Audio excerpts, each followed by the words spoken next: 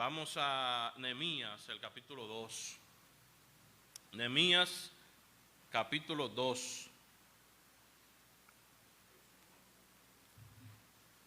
Vamos a estar considerando unos cuantos versos de este tan hermoso y fascinante libro. Nehemías, el capítulo 2, vamos a leer en el verso 11. Nehemías, capítulo 2, verso 11.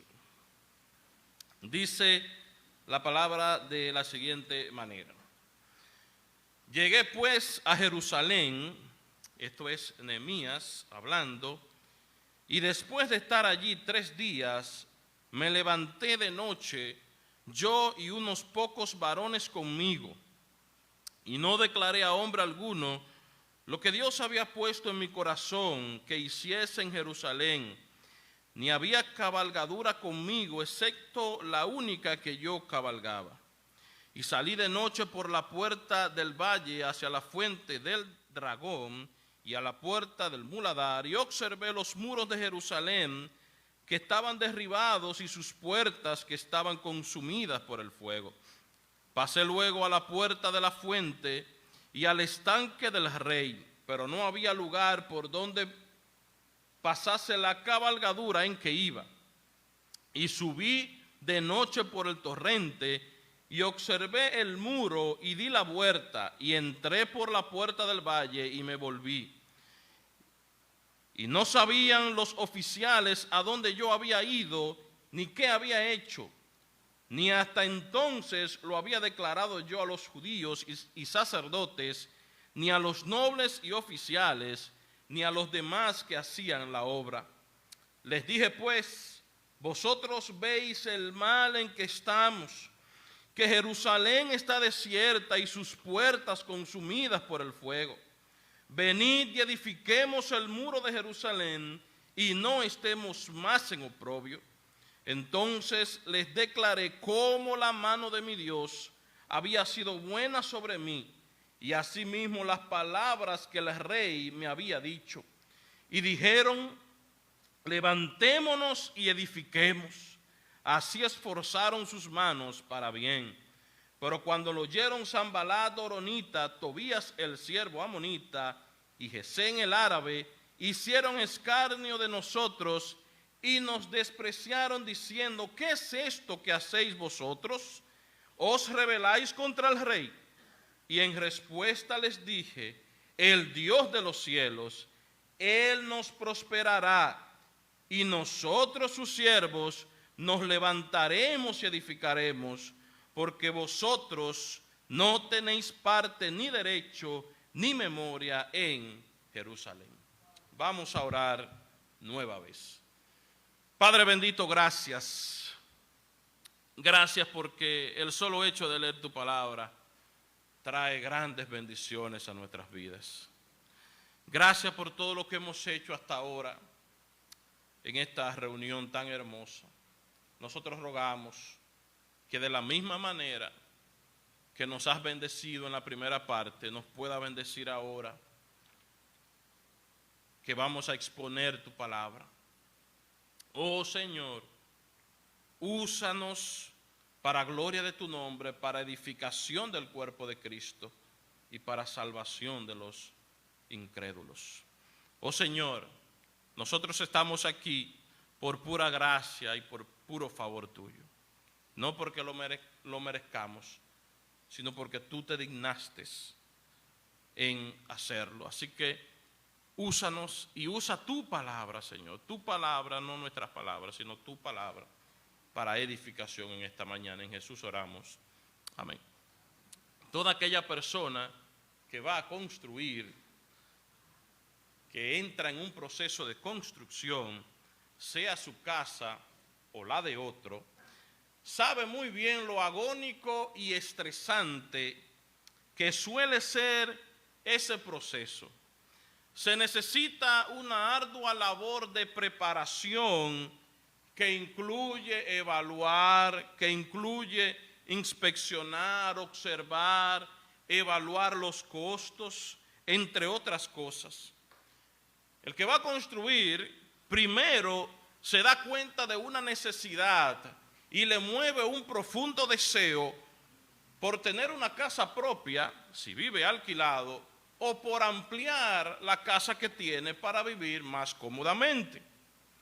Pero esa persona sabe muy bien que si quiere ver el fruto de su trabajo, que si quiere ver lo que ha deseado, tiene que accionar.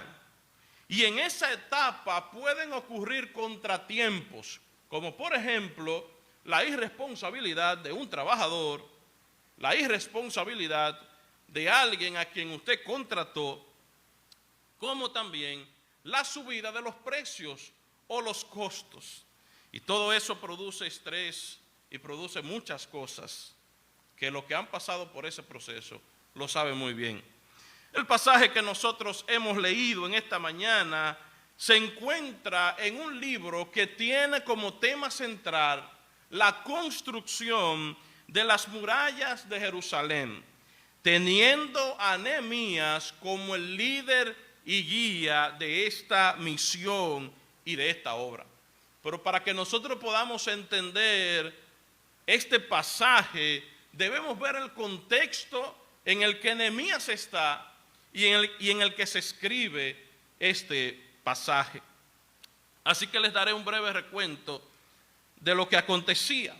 Dios había puesto en el corazón del rey David el deseo de que le construyera un templo a Dios, ya que el pueblo no tenía un lugar donde adorar a Dios. Pero debido a la sangre que el rey David derramó, Dios le dijo que no iba a ser él el que iba a levantar ese templo, sino su hijo Salomón. El segundo libro de Crónicas describe cómo se hizo esta construcción, el proceso y la dedicación de la casa del Señor. Debido a la necedad de Roboam, hijo de Salomón, el reino que había estado unido se dividió en dos, teniendo el reino del norte con Samaria como su capital y el reino del sur teniendo a Judá como la capital.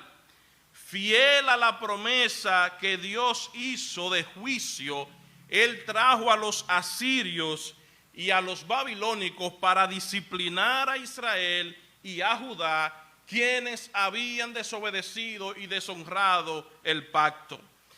En el año 722, los asirios conquistaron las 10 tribus del norte y la dispersaron por todo el mundo.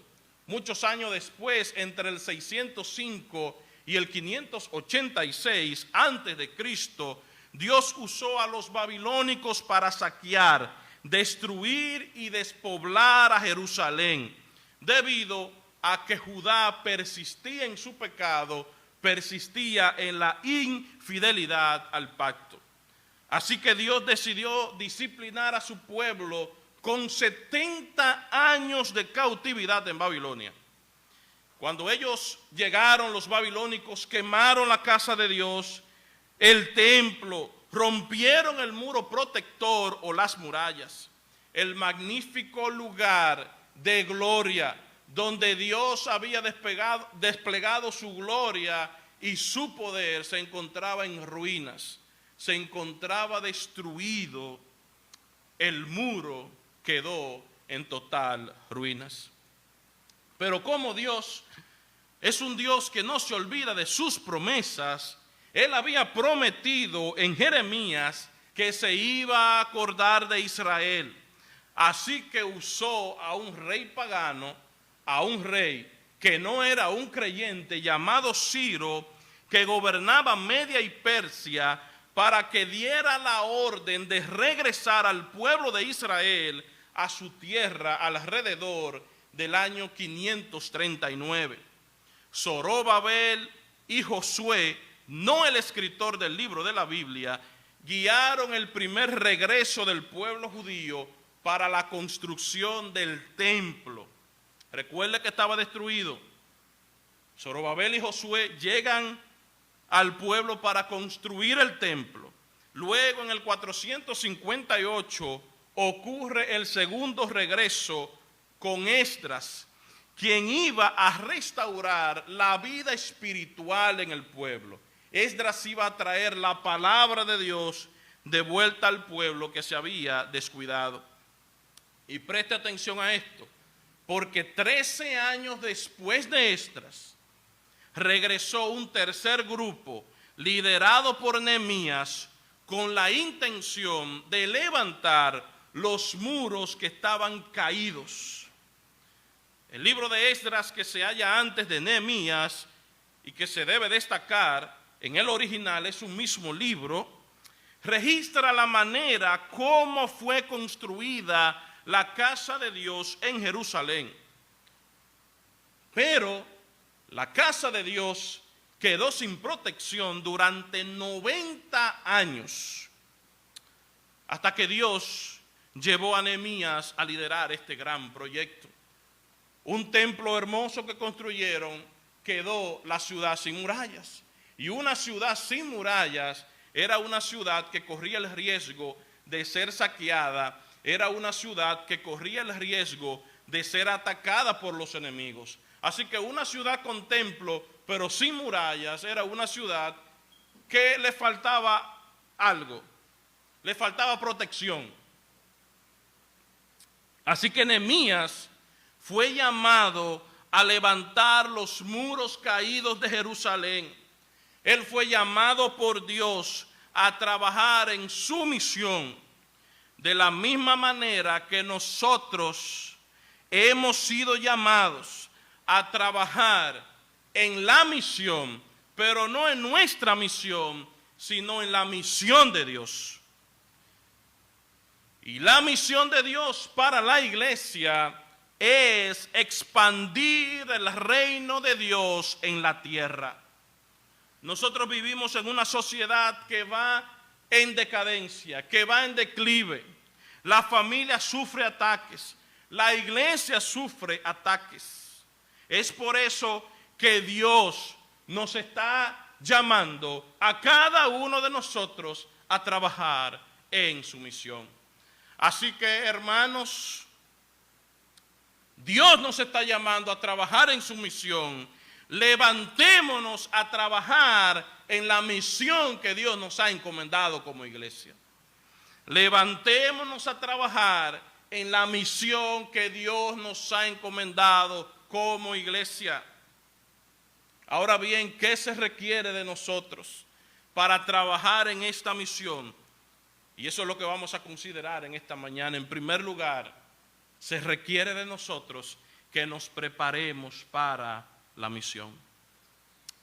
Cuando leemos los versos del 11 al 16, podemos darnos cuenta de varias cosas. Yo quiero que usted vaya ahí, a Nehemías, donde leímos. Primero, que Nehemías no estaba en Jerusalén, pues nos dice el verso 11 que él llegó allá. En segundo lugar, nos dice la Biblia que después de estar 3 días allí, aparentemente sin hacer nada, se levantó con unos cuantos varones, pero no dijo nada de lo que Dios había puesto en su corazón, y comenzó a evaluar los daños y a darse cuenta por él mismo lo que le habían contado y lo que había sucedido en Jerusalén. Pero si Nehemías llegó a Jerusalén, lógicamente era porque no estaba allí. Entonces, ¿dónde estaba Nehemías? Nehemías se encontraba en Susa, capital del reino de Media y Persia. El capítulo 1 nos informa que él estaba sirviendo en la posición de copero del rey, una posición de mucha confianza, pues era el encargado de probar la bebida que se iba a tomar el rey. Era una persona cercana al rey.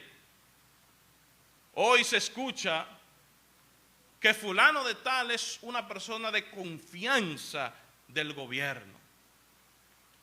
Pues podríamos decir que Nehemías era una persona de confianza del gobierno del rey. Si la bebida tenía algún problema o estaba envenenada, el rey se salvaba y el copero moría. Así de sencillo. En un momento llega donde él, Hanani, con otros varones, y ante la pregunta de Nehemías de cómo estaban los cautivos y Jerusalén, recibió como respuesta que el remanente, los que quedaron de la cautividad allí en la provincia, están en gran mal y afrenta, y el muro de Jerusalén derribado y las puertas quemadas a fuego. La actitud de Nehemías al escuchar la triste realidad de su pueblo es la de un hombre que ama su patria aún estando lejos. Nehemías estaba a más de 1000 kilómetros de Jerusalén. Definitivamente que los pies de Nehemías estaban en Susa, pero su corazón estaba en Jerusalén y con el pueblo. Dice el verso 4 que cuando él escuchó del capítulo 1, verso 4 del capítulo 1, que cuando él escuchó sobre la triste realidad en que se encontraba su pueblo, él se sentó, hizo duelo, lloró.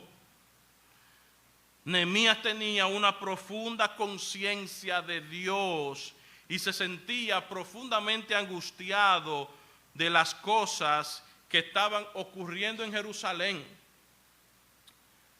Desde ese momento, Nehemías escuchó la voz de Dios que le decía: yo quiero que tú seas el líder en la construcción de ese muro. Tú eres el hombre para guiar esa reconstrucción. Así que Nehemías sabía muy bien que si quería tener éxito en la misión que iba a comenzar a hacer, y si quería tener éxito antes de hacer cualquier otra cosa, antes de accionar, él debía prepararse y preparar a otros. Nehemías nos deja grandes lecciones a cada uno de nosotros para cumplir la misión de Dios. Nehemías, antes de presentarse al rey, se presenta delante de Dios en oración. Nehemías reconoce la soberanía de Dios. Nehemías le recuerda a Dios el pacto con su pueblo y confiesa los pecados. Y si usted puede ver en el verso 7, Nehemías se identifica con el pueblo, aún reconociendo que él había pecado. Hay un profundo dolor en el corazón de Nehemías a causa de lo que estaba ocurriendo en su patria. Tanto así que Nehemías estuvo triste delante del rey. Y para muchos esto pudiera ser algo normal, pero tú sabes lo que significaba estar triste delante del rey. El rey podía entender que su hombre de confianza estaba disgustado del reino y de su rey. Un hombre triste, un copero triste delante del rey era una amenaza para el rey, en el sentido de que si tú estás triste es porque yo no te estoy tratando bien. El rey podía culpar al copero de un aguafiesta. Y usted sabe lo que podía pasarle a un copero triste delante del rey. El personaje líder de esta historia dependía completamente de Dios, pero también estuvo un tiempo preparándose para la misión de reconstruir los muros. Entre el versículo 1, y presta atención a esto, entre el versículo 1 del capítulo 1, cuando él recibe la información de los muros derribados, y Nehemías capítulo 2 y verso 1, cuando él se presenta ante el rey, pasaron 4 meses aproximadamente. Y nosotros nos preguntamos, ¿qué estaba haciendo Nehemías en ese tiempo? ¿Por qué Nehemías no actuó inmediatamente? Desde que él escucha que Hanani le dice lo que le dice, un dominicano cualquiera hubiese accionado al otro día. Me voy para Jerusalén. Cualquiera de nosotros, yo creo, que no hubiese perdido tiempo y de una vez emprende su viaje. Aquí estoy yo. ¿Qué es lo que está pasando? Vamos a resolver. Nehemías no. Nehemías no lo hizo así, porque Nehemías entendía que debía pasar tiempo orando y planificando, pensando y observando. Y es que para cumplir nuestra labor correctamente en la misión de Dios debemos orar. En todo el capítulo 1 nosotros vemos a Nehemías orando. En el capítulo 2, cuando él expresa su calamidad al rey, Nehemías oró. Él acudió al Señor en oración porque sabía que la única manera de convencer al rey de dejar Susa para ir a Jerusalén era orando. El rey no iba a dejar ir fácilmente a Nehemías. Era un hombre de su confianza. Así que Nehemías oró. Él pudo salir corriendo para Jerusalén de una vez. Pero lo primero es lo primero, orar. La oración es importante para iniciar cualquier proyecto. A través de Nehemías nosotros aprendemos la importancia de la oración y la dependencia en Dios. Nehemías se movió bajo el tiempo de Dios, se presentó ante el rey en el tiempo de Dios y no en su propio tiempo. Nehemías necesitaba prepararse para ir a hablar con el rey. Nehemías debía presentarle al rey un plan de lo que él iba a hacer. Nehemías evaluó, Nehemías observó. Esos meses fueron de planificación, al igual que los 3 días que duró en Jerusalén antes de comenzar a actuar y antes de decir. Recuerde que el verso 11 nos dice que Nehemías duró 3 días, que después de 3 días es que él comienza entonces a hacer algunas cositas. Nosotros podemos entender que esos 3 días Nehemías lo pasó orando y planificando. La etapa de preparación para nosotros cumplir con la misión de Dios es relevante. Nosotros debemos orar en la iglesia, nosotros debemos orar en familia y con la familia. Nosotros como iglesia debemos planificar en grande. Él sabía que había una gran necesidad y así de grande fue su planificación. Nosotros deseamos ver grandes proyectos para esta iglesia. Deseamos ver que esta iglesia cumpla con su misión evangelizadora y discipuladora. Primero tenemos que orar mucho y planificar mucho, como lo hizo Nehemías. Oremos a Dios y a la vez hagamos planes en cualquier ministerio y obra en la que Dios te haya puesto. Es importante orar y planificar. Nosotros vivimos en una sociedad donde los muros están caídos. Hay familias con muros caídos. Hay creyentes con muros caídos. Hay creyentes en ruinas. Y la pregunta es, ¿qué planes estamos haciendo para levantar los muros caídos en nuestra sociedad, en nuestra familia y en nuestras vidas individuales? ¿Qué estamos haciendo?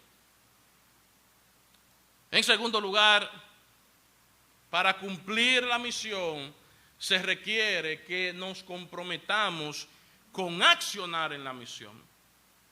La oración, la planificación y todo el proceso que conlleva la preparación para la misión debe ir más allá. Quedarse en esta primera etapa nos convertiría en simples soñadores que no ejecutan los planes.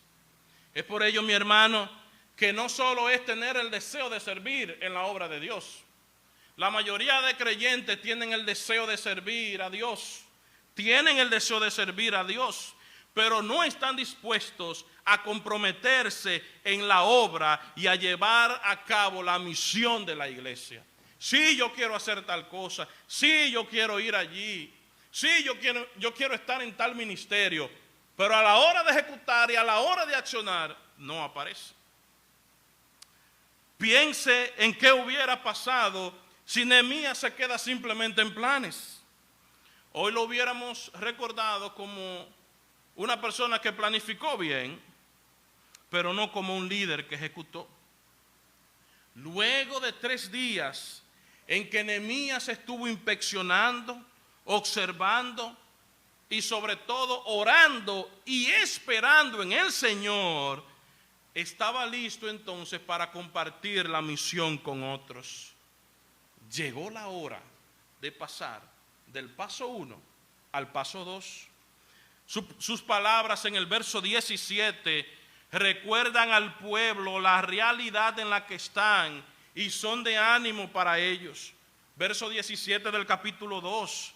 Les dije pues, vosotros veis el mal en que estamos, que Jerusalén está desierta y sus puertas consumidas por el fuego. Venid, dice Nehemías, vengan y edifiquemos el muro de Jerusalén y no estemos más en oprobio.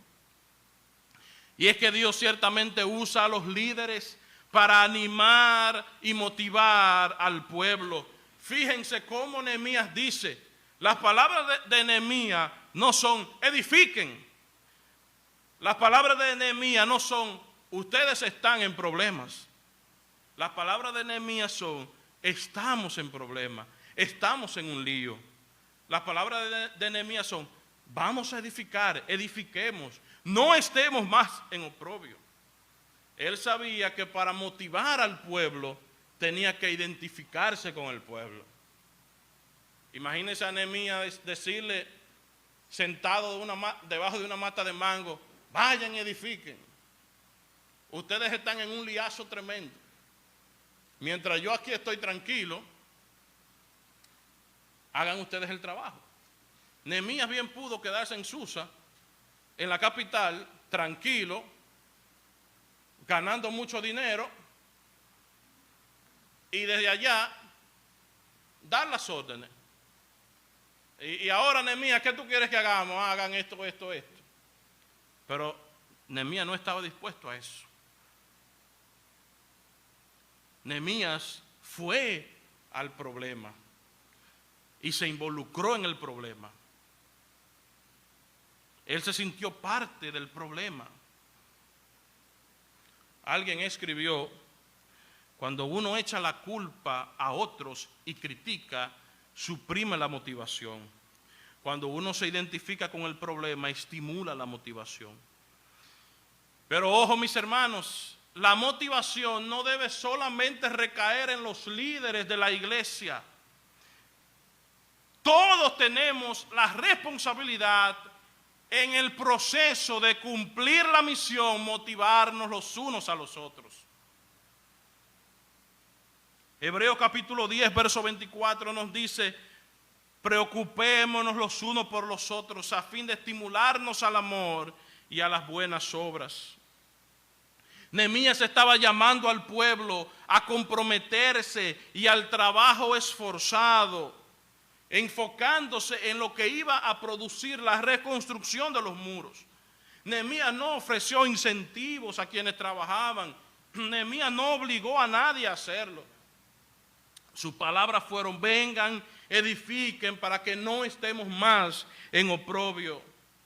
Nehemías sabía que si Dios podía mover o pudo mover el corazón de un rey pagano para involucrarlo en su obra, ciertamente podía mover los corazones de un pueblo que estaba desanimado y que estaba desalentado.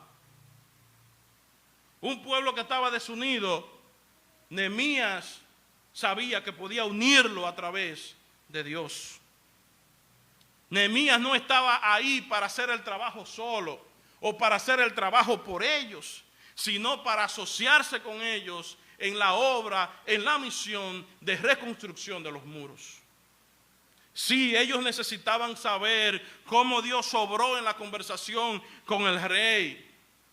En el verso 18, él le declaró cómo la mano de Dios había sido buena sobre él y asimismo las palabras que el rey le había dicho.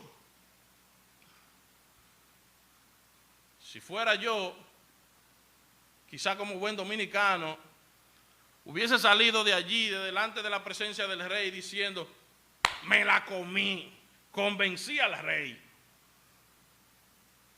Óyeme, yo soy un genio hablando, tengo un verbo de convencimiento, pero Nehemías no salió así. Nehemías le dijo al pueblo, la buena mano de mi Dios estuvo presente. Porque Nehemías sabía que a través de él no podía convencer al rey, sino a través de Dios.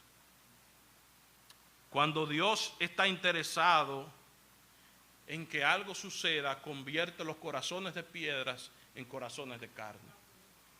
Dios usó a Ciro, como vimos, para decretar el regreso de los judíos a la tierra. Aquí está usando al rey Artajerjes para permitir que Nehemías fuera a Jerusalén y reconstruya. Dos reyes que no tenían relación con Dios, con el Dios verdadero. Dios ablandó el corazón de estos reyes. Y sin duda, mi hermano, que Dios ablandará tu corazón, aún ponga las 1000 excusas para involucrarte en el cumplimiento de la misión. Él hará cualquier cosa, Él lo hará de cualquier manera. Si tú eres un verdadero creyente, Dios te moverá a comprometerte con su misión, no con la misión de los pastores, no con la misión de los líderes, sino con la misión de Dios. Y cuando ellos se estaban comprometiendo a trabajar, ellos no se estaban comprometiendo con Nehemías, ellos se estaban comprometiendo con Dios mismo, porque esa no era la misión de Nehemías, esa era la misión de Dios. Cuando no te comprometes con Dios y su misión, cuando no te comprometes con Dios y su reino, no te confundas creyendo que no te estás comprometiendo con nosotros. Olvídate de eso. Cuando no te comprometes con Dios y su iglesia, no te estás comprometiendo con Él, no con nosotros. Cuando desprecias la iglesia de Dios, nos estás despreciando a nosotros, estás despreciando a Dios. La respuesta del pueblo fue la respuesta que Dios quiere que nosotros digamos. En el verso 18, la segunda parte, ellos dijeron, levantémonos y edifiquemos. Así esforzaron sus manos para bien. Otra versión dice, así pudieron accionar en la misión. Nuestras manos deben esforzarse por cumplir la labor como creyentes. Dios en esta mañana nos está llamando al servicio esforzado. Nehemías entendió el problema en que se encontraban. Había un problema espiritual. Y aunque Esdras había leído la ley al pueblo, ellos volvían y se enfriaban. Y los muros destruidos hacían más difícil la situación. Dios usó a Nehemías en tiempos difíciles y de decadencia, como también nos puede usar a nosotros para el servicio valiente y esforzado. Sabemos que nuestro país, sabemos que nuestro estado, nuestra comunidad está en tiempos oscuros. La vida espiritual de muchos creyentes y de muchas iglesias también están en ruinas. Estamos perdiendo a toda una generación de jóvenes. La iglesia en América Latina está perdiendo terreno en comparación con el crecimiento poblacional. Creemos que porque estamos cómodos, con buenos asientos, con buen aire, creemos que estamos bien. Tenemos lindos edificios, Pero ¿y si nosotros viéramos la realidad desde la perspectiva de Dios, de cómo la ve Dios? Si la vemos de esa manera, nos daremos cuenta de que hemos fallado en el cumplimiento de la misión. Amados hermanos, es hora de abandonar los asientos de la iglesia. Es hora de levantarse y cumplir con la misión. No importa que los asientos se oxiden por desuso, pero lo que no puede oxidarse son tus huesos. Que no se oxiden tus huesos por la apatía de no trabajar. Más valioso es que se desgasten nuestros huesos en la obra de Dios, que se desgasten por estar sentados y no hacer nada.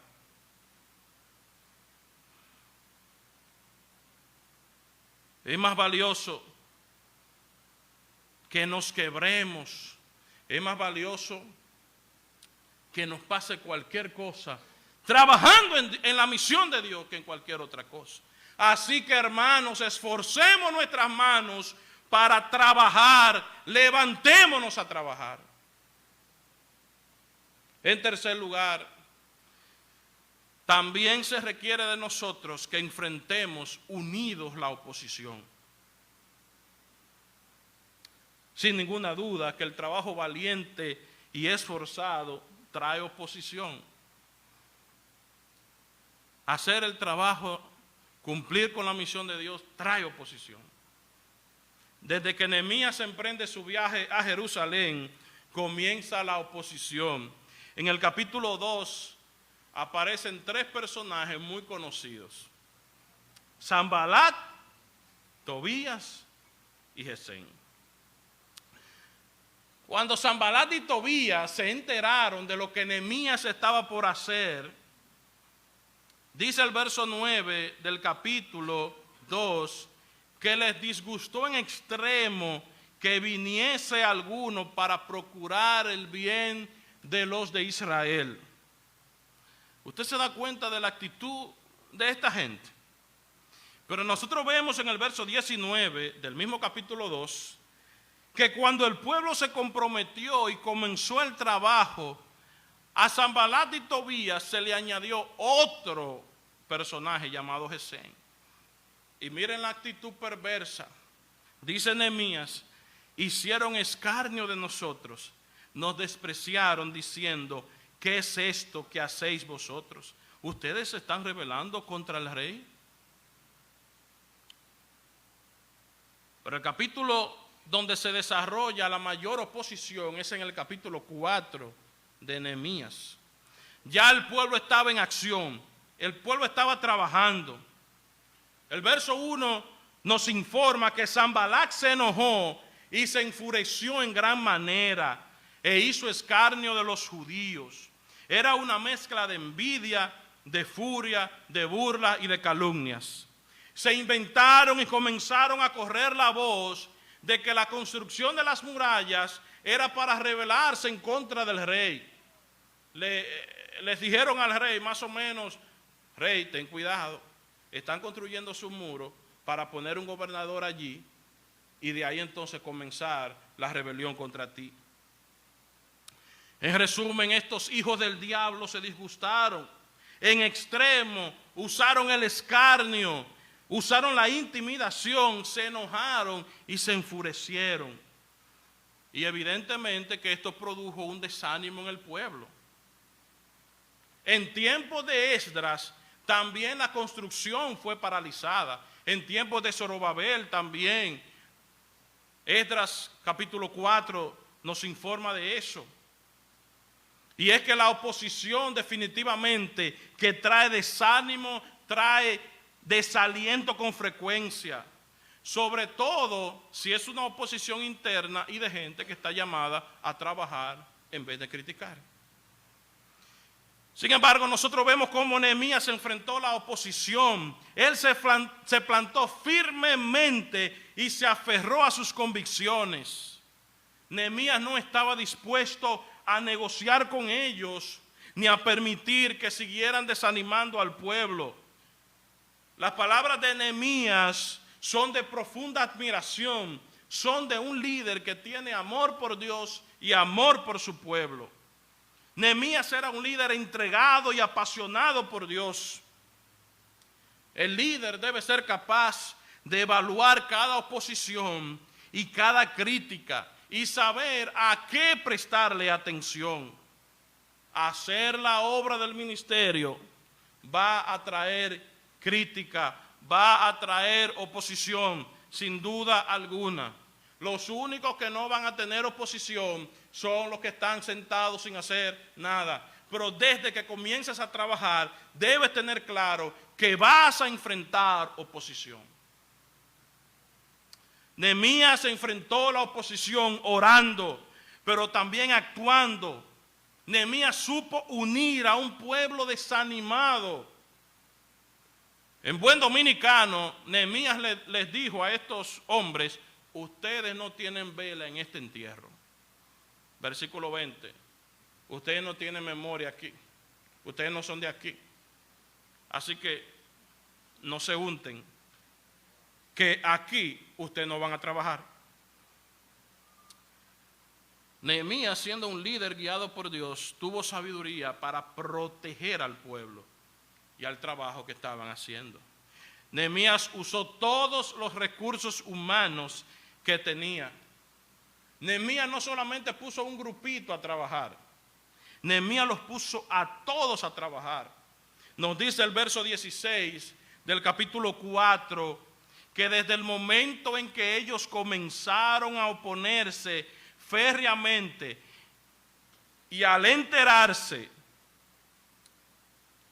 de que ellos estaban trabajando, Nehemías hábilmente se entera de que Sanbalat, Tobías y Gesén estaban planificando entrar a la ciudad para atacarlo.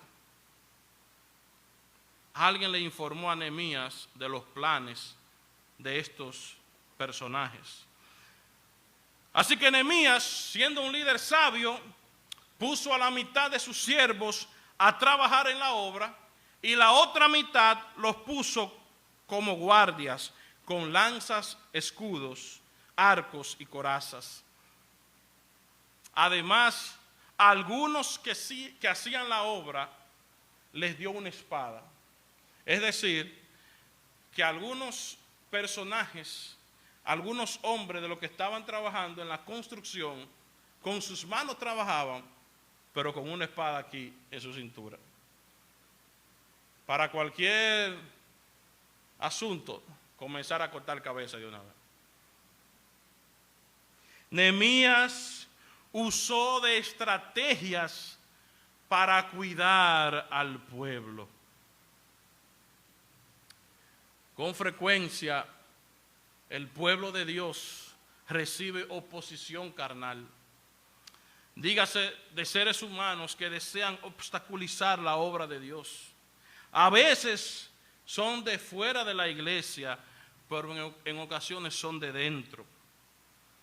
Se da el caso de hermanos que porque no fueron ellos que propusieron X cosa, se oponen y desaniman a otros. Algunos por envidia comienzan a meter cizaña en los proyectos de la iglesia. Eso no se va a dar. Miren, no te involucres ahí, que eso se va a caer a los meses. Otros se desaniman porque no se hace la obra como ellos quieren. Yo no voy a estar en tal ministerio porque allí no se me toma en cuenta. Yo no voy a involucrarme en la obra de Dios porque allí no se hace nada de lo que digo. Propuse esto y no se me hizo caso. Y lo terrible de todo es que no solamente ellos se sientan, sino que comienzan a desanimar a otros. Eso no se va a dar, comienzan a decir. Como en otras ocasiones, eso va a durar solamente 3 o 4 meses. Y tú verás cómo se va a caer. Así que no vayas.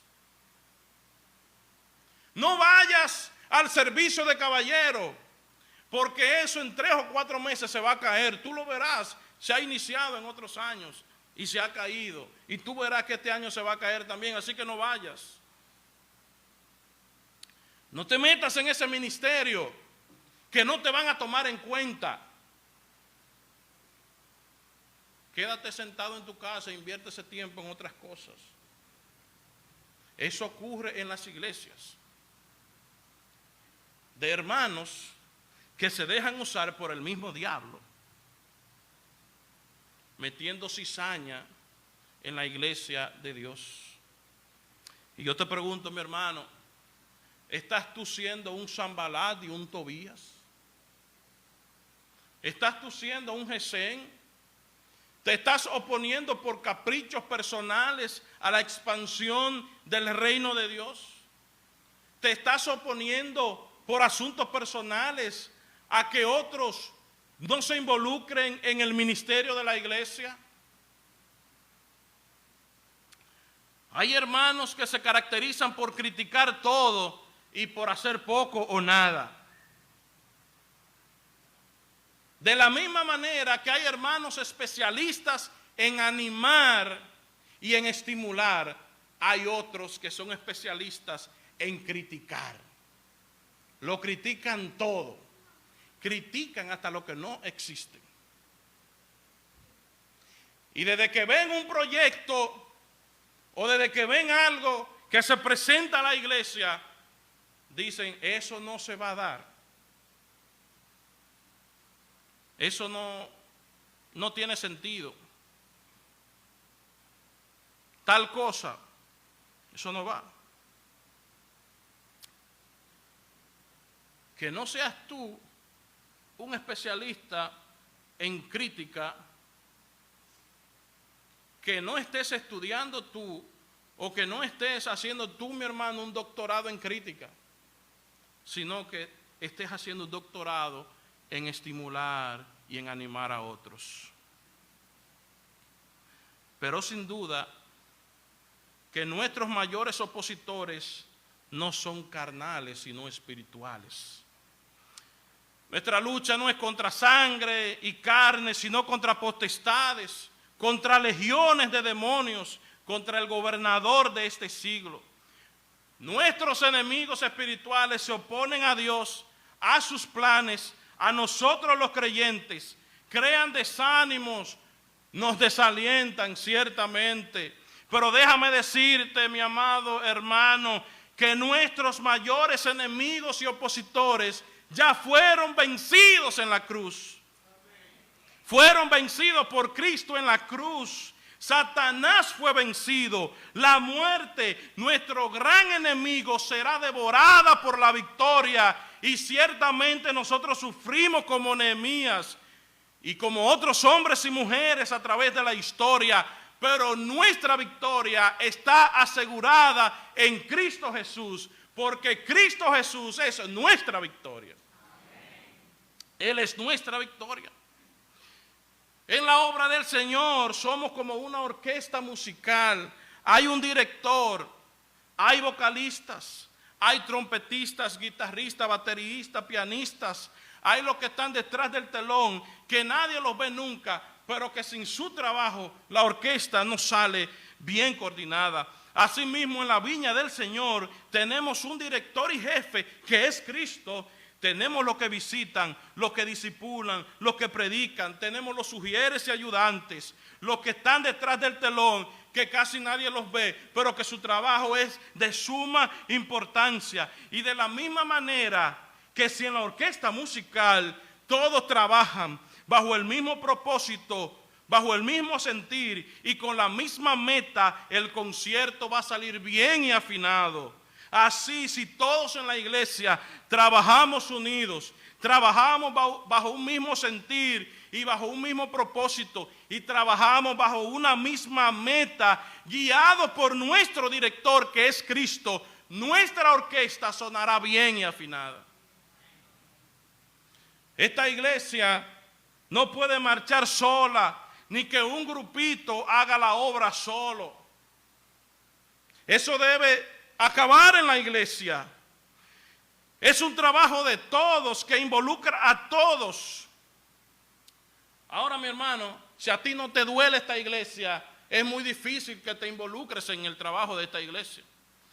A Nehemías le dolió el pueblo. Nehemías oró, lloró, se sentó, hizo duelo. Pero si a ti no te importa la iglesia del Gregorio Luperón, no te vas a involucrar en nada. Y vas a estar domingo tras domingo, vas a sentarte y vas a salir por la puerta como siempre lo haces.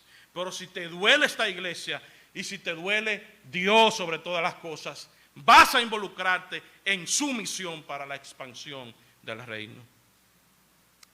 En último lugar, ¿qué se requiere de nosotros? Que confiemos en el Dios de la misión. El verso 20 concluye con la respuesta de Nehemías a los opositores. El Dios de los cielos, les dice Nehemías, Él nos va a prosperar y nosotros sus siervos nos levantaremos y edificaremos.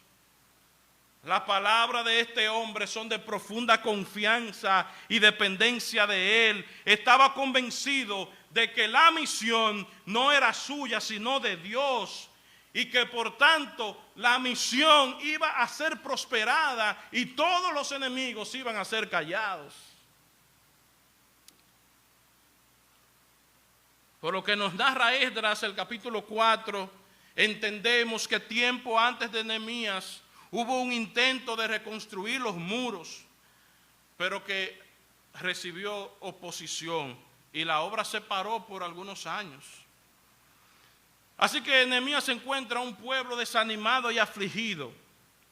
Nehemías tenía que animar a ese pueblo. Nehemías tenía que hacerle ver a ese pueblo que la obra se iba a hacer y no se iba a parar como en otras ocasiones. Nehemías tenía el permiso del rey para reconstruir, pero sobre todo tenía la aprobación de Dios. Pero cuidado, hermanos, en ocasiones el pueblo de Dios ha querido tener la aprobación de los gobernantes por encima de la de Dios. Y es bueno que los gobernantes no le pongan trabas a la iglesia y que las apoyen. Pero no debemos pensar que el éxito de nuestro trabajo en la misión de Dios va a depender de cuánto el gobierno nos apoye. El éxito de nuestra misión depende de Dios y Él la va a hacer prosperar, estén los gobiernos de acuerdo o no.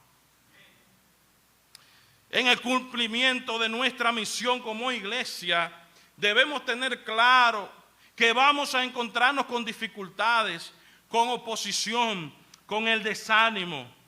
El desánimo tocará nuestras puertas. El enfriamiento también nos va a llegar a todos, aún a nosotros, los líderes. El enfriamiento nos llega. Pero lo que debe llenar nuestro corazón cada día y saber que no estamos trabajando en balde es que Dios está con nosotros. En la gran comisión Jesús nos llamó a ir y a ser discípulos por todas las naciones y prometió estar con nosotros todos los días del mundo, hasta el fin del mundo.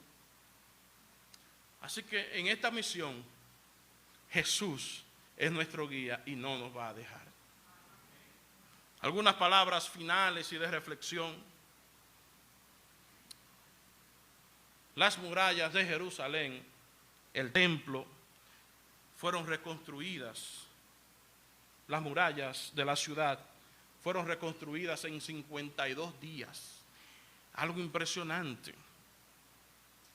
Pero lamentablemente en el año 70 después de Cristo, el templo que reconstruyó Zorobabel y las murallas que Nehemías construyó fueron destruidas.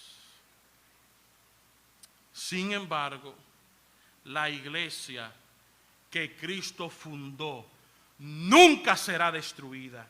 Las puertas del Hades no prevalecerán en contra de la iglesia. Podemos decir con seguridad y con certeza que la iglesia prevalecerá. Hay iglesias que son levántate y construye. Hay otras iglesias que son durmamos y descendamos. Las iglesias levántate y edifica tienen una visión clara de la misión de Dios y una disposición para construir el reino. Las iglesias que duermen y descienden se contentan con tratar de mantener lo que ellos tienen. La iglesia que duerme y desciende suena de la siguiente manera: nunca lo hemos hecho así. Me gusta la forma en que siempre lo hemos hecho. Eso que ustedes están proponiendo cuesta demasiado. Nunca podríamos hacer eso. Óyeme, tu propuesta es lo más loco que yo he escuchado. Pero la iglesia levántate y edifica suena así. Eso es una gran idea. Vamos a orar al respecto. Con la ayuda de Dios creo que eso podría suceder. Oremos por eso y veamos y actuemos porque Dios nos proveerá. La iglesia levántate y edifica está dispuesta a dar un paso de fe hacia adelante. La iglesia que duerme se queda sentada y no hace nada. La iglesia levántate y edifica, va adelante, aún viendo que está oscuro el panorama, pero confía en que Dios va a prosperar la obra. Que esta iglesia del Gregorio Luperón no sea una iglesia muerta, que esta congregación no sea una iglesia que se duerme, que se estanca, sino una iglesia que se levanta, que construye, que edifica y que trabaja. Tal vez estás en medio de un proyecto de reconstrucción en este momento. Quizá estás tratando de reconstruir la confianza en tu matrimonio. O puedes estar tratando de reconstruir tu carrera o tus finanzas o tu sentido de confianza. Y tal vez te estás preguntando si estás lidiando con una situación imposible. Pero Lucas capítulo 1, verso 37 nos dice que nada es imposible para Dios.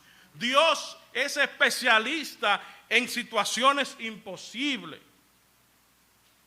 Recuerde que los enemigos de Nehemías decían, no puedes hacerlo, eso es imposible. Pero Dios hizo posible lo imposible. Dios está en el negocio de la reconstrucción. Dios puede reconstruir las ruinas de tu matrimonio. Dios en Jesucristo puede reconstruir las ruinas de tu vida. Si en esta mañana tu vida está en ruina, vuélvete a Jesús, el Salvador y el reconstructor de vidas. Él lo puede hacer. Como Nehemías, mantengámonos enfocados en Dios y en la misión. No dejemos que la oposición o los tiempos difíciles o los problemas o cualquier otra cosa nos distraiga del llamado de Dios en nuestra vida. Él nos está llamando a estar en su misión. Podemos ser una iglesia, levántate y edifica, si nos mantenemos enfocados en Dios y en la misión. Hermanos, la mayor oposición que una persona haya sufrido jamás la tuvo nuestro Señor Jesucristo. Satanás se opuso. El mismo Pedro también, cuando le dijo al Señor, tal cosa no te acontezca. Pero nada de eso detuvo a Cristo en el cumplimiento de su misión, por la cual Él vino a la tierra. Él vino con el claro propósito de morir en la cruz y nada iba a detener ese plan. Mis hermanos, Cristo entregó su vida por nosotros en la cruz para que tú y yo entregamos nuestras vidas a Él. Nuestro trabajo es entregarnos por completo a Él. Como decía la canción, rendirnos a Él. ¿Cuál es tu oración en esta mañana? es rendirte a Cristo. Tú, mi hermano, que estás sentado, que tienes tiempo, que no estás usando tus dones y talentos que Dios te está dando, que Dios te ha dado. Tú que tienes meses enfriado y que no haces nada, Dios en esta mañana te está animando a trabajar en su misión y en su reino.